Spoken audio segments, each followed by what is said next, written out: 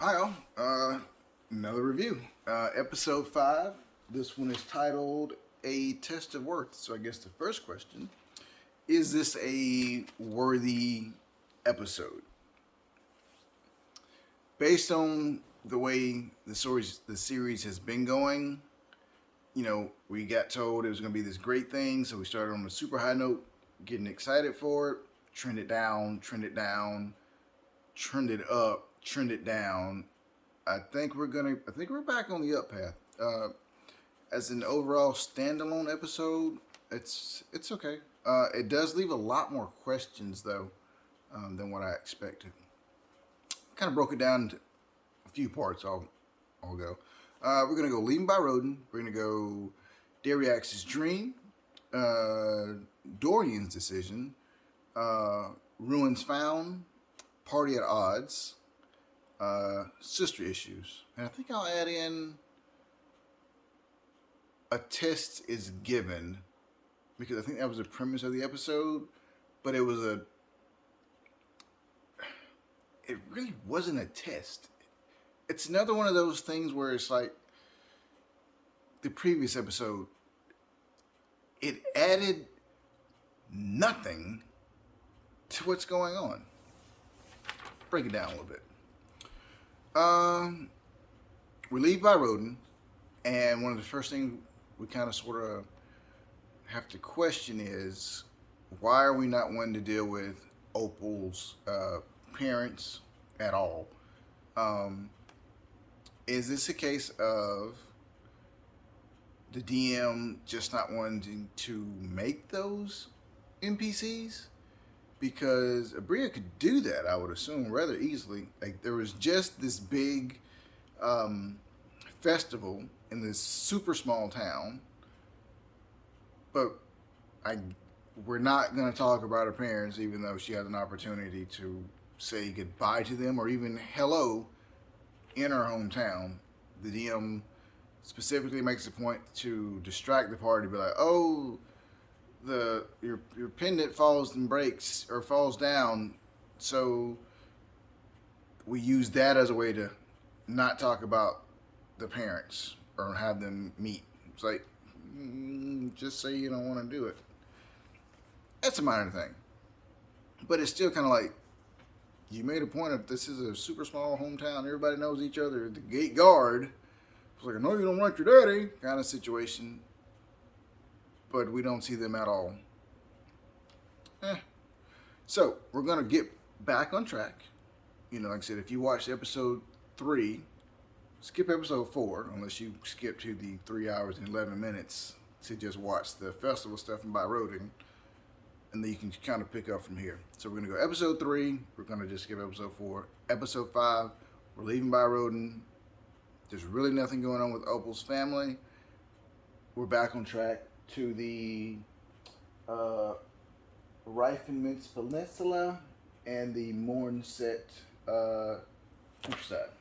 And if you've got that book, you can kind of read up a bit more on those. We travel for a bit. We get to a point where our horses can't, our cart, glitter thing, almost said it, glitter thing, can't go any further. The horses go back. They're intelligent, magical being, under magical spell kind of deal. They're going to make their way back. We're going to travel a bit more. And this is where we start to get into the too much goddess talking. I don't generally understand. The guys don't care that much about the puny human everyday lives unless they're doing something super major. But we're about to get into they're constantly talking to the MPs, to the players. First up, we're gonna camp. Dorian or Dariax falls asleep. He has an encounter with the Spider Queen in this dream visiony world. Um, Gets a bit spooked, wakes up, goes over to Dorian. They start to have a conversation, get very loud, which wakes up the entire party. The party finds out that Dariax has had a dream and was talking to the Spider Queen comes this big brouhaha. Um, Farai wants to know what's going on. Why is she talking to you? Which leads to Dorian going, I don't know you. We're not about to tell you our business. Which makes Orem sort of at odds with Dorian. Um, which leads to a pretty good scene where he's like, I told you this was going to be a problem. And Dorian comes back and, you're the one who wrote a note. You wrote a note, put it in the box. Or one time use box and send a note. You didn't grab the circlet because anytime you want to just tell people about it or you want to act like you're the boss around here, you just do it. So he throws a bit of shade, which I thought was pretty good. They eventually go, you know what, whatever. We will tell you what's going on. And I'll tell you what's interesting about this. With the way Robbie played this,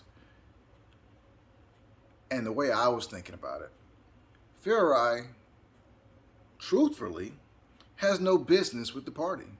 They know nothing about her other than there's a slight feeling, which doesn't really mean a whole lot.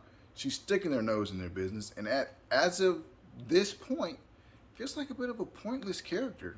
Like, what is the point in you being here? So, we carry on. We let her know we've got this vestige. It's a big deal.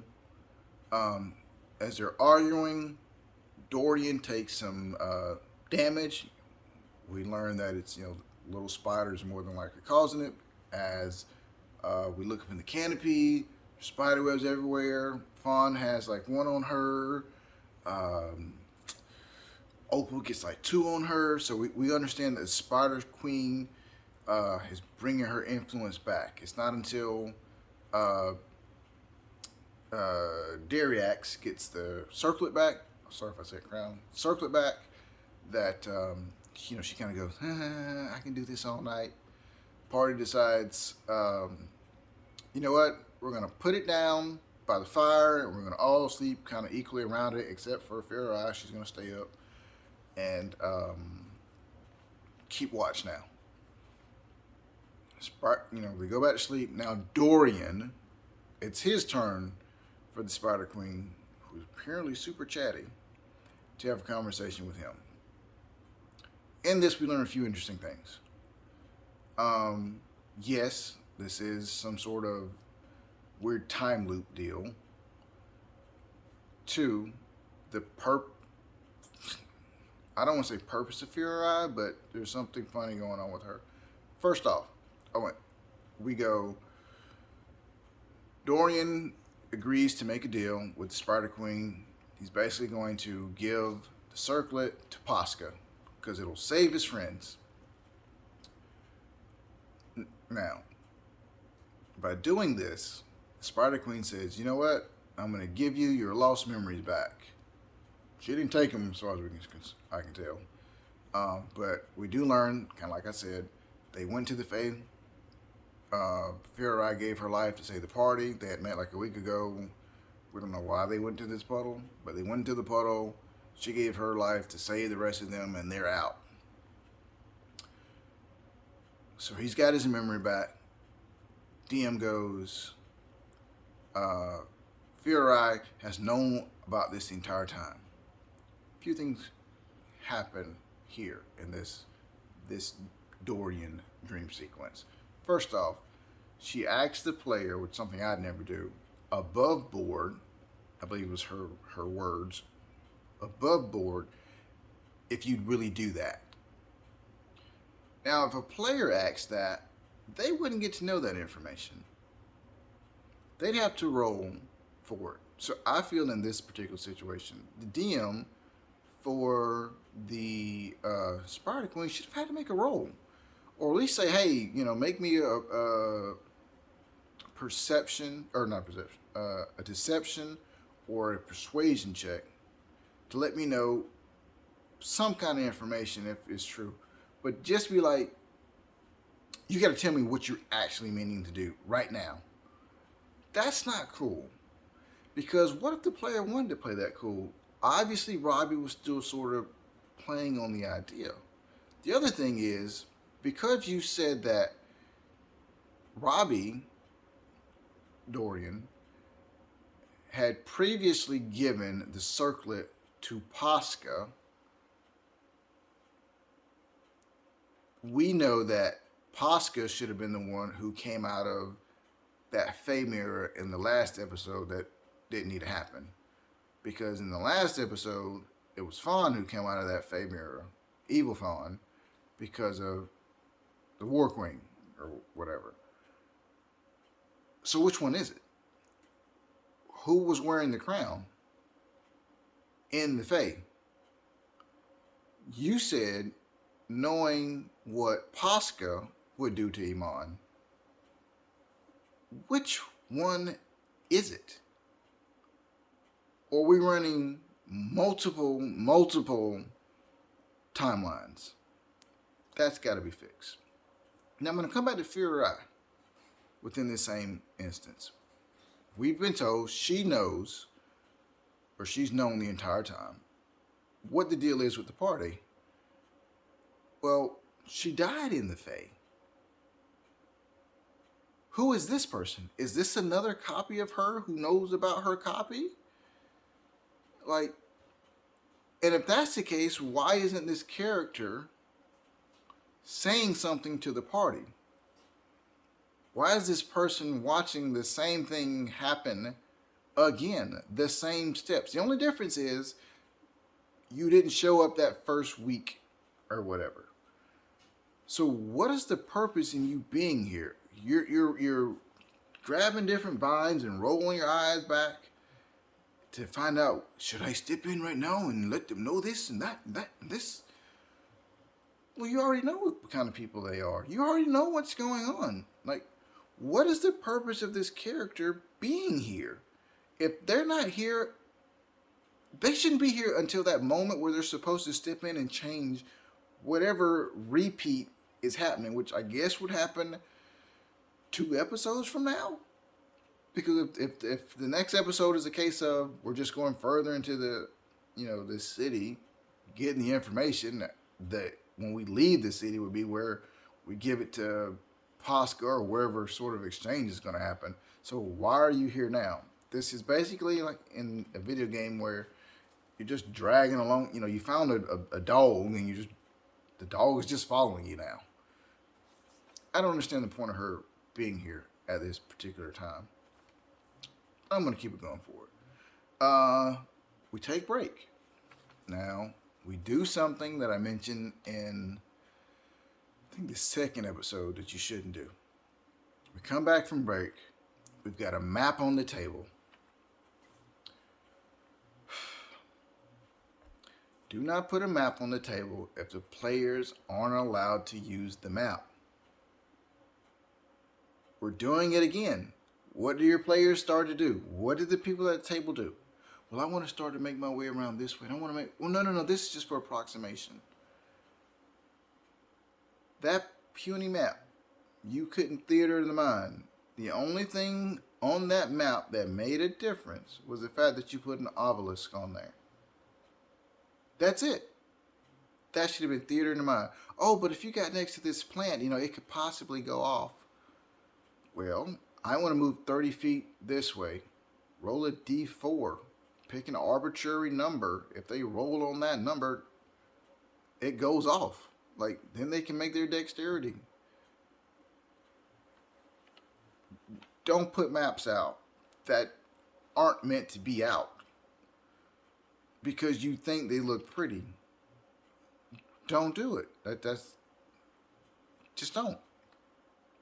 But this is where the test actually begins, which there's I'm going to call it a funny scene with newbie players or people who forget about how some of their spells work. That kind of makes that particular instance a little worthwhile. Anyway, so the test is questions, basically. The Wild Mother, now who wants another goddess who wants to be chatty, goes to each and every party member and is, why are you here? What are you looking for? What if I say you can't go any further? And Fear Rise over there, they're good people. Why are we having this test? I believe in them good people. Well, you already know this. You already know what's going to happen. Fury, Wild Mother, we're on the same time loop. If the Spider Queen knows it, the War Queen knows it. Don't you know it? Why are we doing the same imbecilic test again? It doesn't make sense. Tell the party, hey, there's a spell that'll give us all our memories back from what happened over the past week, and we can do better than what we've been doing. Problem solved. So they went around, she asked everybody, they all passed the test. Well, they still have to use the map to fight an alligator. Why are we fighting? Like, we passed the test. You know, I believe Fury asked that same question. Is what the Wild Mother does. It's just something for them to do. Well, why?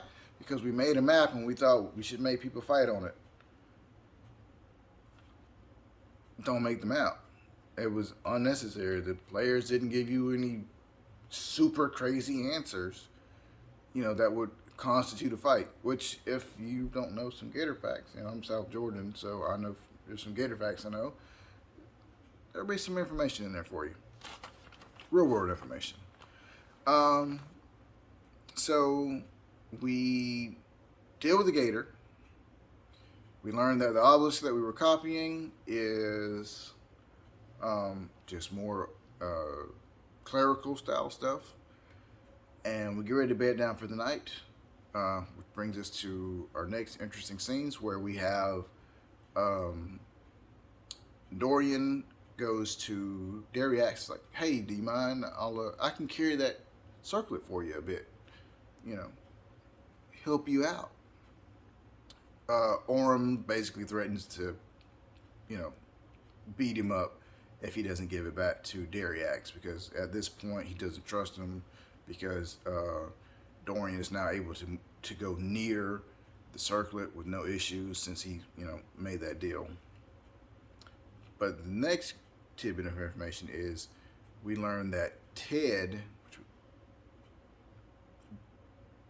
is inside of Opal, and Ted doesn't know where Ted's body is. I don't know if that's also linked to the Fae, which is weird, because if Ted is Opal's patron, when did Ted become Opal's patron, and what does Opal being in the Fae have to do with Ted? You know what I mean? Like, there's some disconnect there. But the other tidbit of information we get is Ted goes, Opal, who's that woman out there? Do you see her? The woman in purple. Are we going to have another goddess who feels the need to be chatty? Is this like a Greek pantheon where they just felt the need to just talk to all the humans they wanted to? Like, this is getting crazy. Maybe it's not the Raven Queen. Maybe it's not another goddess. I don't know, but it feels like we're trying to hit every single one out here right now. But overall, if you're just watching it as a watch, it's okay. But the way things are going, there is no point in Fury being there. Why are we still holding on to the amnesia bit of this story? And why are these goddesses so interested in these people in a time loop? That's the problem with playing with time loops. Not everybody can write a good enough story to keep track of it or make sense, because we're already at the point where we need to just let the whole time loop thing be done with. It's causing more harm than good. But she's trying to curve it back to something. We'll see. A few comments I'll get to. Karen Criswell. Yes, I try to be as honest as I can. Sometimes it might come off as a bit nitpicky, but critiques are critiques. They can only help. Homebrew. It's a lot easier just to homebrew your world. I have, you can't see, I've got all the, at least the 5e books. Um, my group that I play with, I've tried to run out of the books. They always want to take it in some other direction, and so I wind up just having to make stuff. So homebrew is the easier thing to do. Dan Van Lee. Yes, there are a lot of arbitrary roles. Sometimes, as a DM, if your player does make a really good and passionate speech that sort of throws you off guard as well, I think you should just give it to them sometimes, or at least give them to them with a really good advantage. Or if you don't want to roll with advantage, give them like +5, +10 to their roll because it was a really good thing. But yes, she does make them roll for other just super minor stuff that they shouldn't even be rolling for. But when they've done a really good job, she's like, "Oh no, you got to roll. You got to work on that." Chiminzia and Vex Valentine's. If I wasn't doing this, I probably would have already joined you all and quit watching this as well. The reviews are really the only reason why I'm still pushing this. It's kind of like Deadwood for me. This is actually way worse than Deadwood. Deadwood I couldn't watch because there was way too much post production. It felt more like I was watching a Geek and Sundry show, and it took away that live atmosphere of Dungeons and Dragons. But with this one, it's chaos, and not in a good way. This is episode 4 about broke me, and this episode also has brought nothing to the story. Episode 4 brought 0 going forward. Episode 5 has also brought 0 going forward, which is a real shame. I think episode 3 is the only episode where things seem to be going in some kind of direction, and we've just kind of let that go. So I'd be interested in what episode 6 is going to bring us, because right now 4 has brought us nothing and 5 has brought nothing. Andrew Garland, yes, Exandria Unlimited will more than likely get a new DM. I think they're going to keep this kind of going forward, kind of like Narrative Telephone and Critter Hugs or whatever. Apologize for going to say this. UWO. Liam has a real bad habit of hijacking the direction of the campaigns. It was my biggest critique of campaign 2, is that he wants to be the hog of the show. He's kind of, Taliesin does that too a bit. But Liam has a real bad habit. It's like, if you want to be that much in control, just say you want to do Matt's job. Like maybe he should have fought harder to be over Exandria Unlimited. Granted, I think he didn't really have I think there was some outside stuff where he wasn't going to get that opportunity, and they had to kind of give it to her. Arch Little. 5e is definitely the ultimate sandbox. The problem is it's too much freedom. I like first edition where you were kind of locked to your particular class. I don't say I want to bring that back in 5e or 6e or 5.5. They make either one of those. But we definitely need to get back to where the classes mean something for my dogs.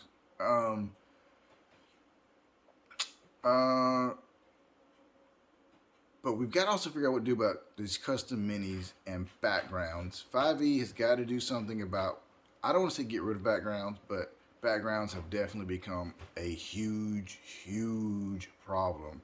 We're allowing people to create these elaborate backgrounds, and it's like you're level 1. You're not level 20. You're level 1. Somehow we've got to address that going forward. Jew Defensor. Yo, you got a critique you want to write here?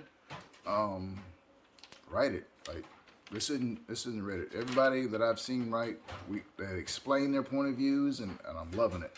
So And yes, it was also built up to be too big a show. Doctor Dog is going crazy.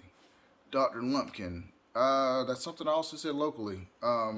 Too many plot points. Yes, gentrification, eat the rich, nameless ones, circlet. Too much going on. And like I said, the new member, I don't understand why they're there. I'll get my book. And Joe W. Yes, this probably would have been better as a novel because there is kind of like Dr. Lumpkin said, there's just so many areas this thing is going. This is like watching Game of Thrones. I don't know. I'm hoping the next episode gives us some substance because we've already had 2 episodes that have done nothing. Episode 4 brought us literally 0, but a new party member that doesn't have to be there. Episode 5 only brought us the fact that Dorian would give the circlet to someone and or even keep it for himself, which as a viewer we kind of was like, he wants this for himself anyway. But I don't know. It's interesting. Let me know your thoughts.